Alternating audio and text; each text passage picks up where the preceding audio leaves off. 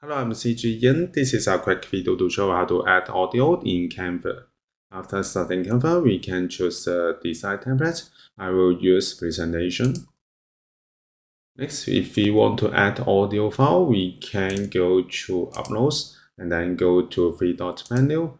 We can upload the audio file through the apps, or we can go to the button Upload Files and then go to File folder from the desktop. I have an MP3, so I select it and click Open to upload this MP3 file. And then click to add MP3 into Canva presentation. And then we can select the page to adjust the duration. For example, I adjust duration to 60 seconds. And then go to select the audio file. And then we can go to snip to adjust the session of the audio.